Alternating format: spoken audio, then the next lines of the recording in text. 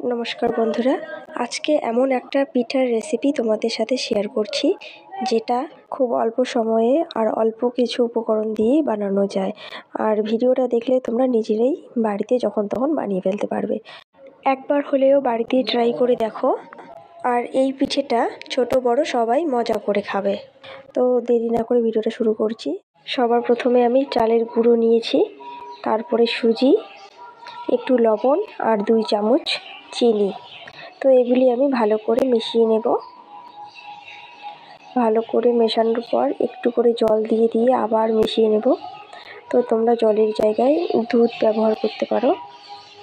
তো একটু একটু করে জল দেব আর এভাবে মিশিয়ে নেব। 10 মিনিটের মতো ব্যাটারটাকে রেস্টে রাখবো।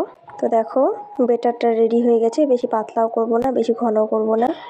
তো দেখো কড়াই গরম হয়ে গেছে, দিয়ে দিয়েছি চিনি, একটু সামান্য একটু জল দিয়ে দিয়েছি। তো ভালো করে এভাবে চিনিটাকে মিশিয়ে নেব।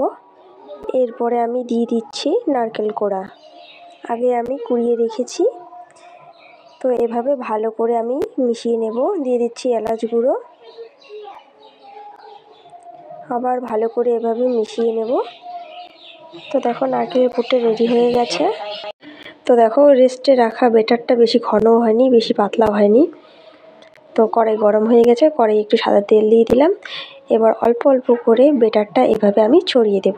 বেশি পাতলাও করব না, বেশি পাতলা করলে ভেঙে যাবে, আর বেশি মোটাও করা যাবে না, খেতে ভালো লাগবে না। তো এরপরে আমি নারকেলের যে পুরটা রেডি করেছিলাম সেই পুরটা দিয়ে মুড়িয়ে নেব।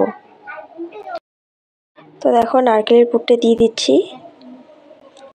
তো এইভাবে আমি আস্তে আস্তে করে রোলটা করে নেব। তো দেখো কি সুন্দর হয়েছে। তো বন্ধুরা, আজকের রেসিপিটা তোমাদের কেমন লাগলো অবশ্যই কমেন্ট করে জানাবে।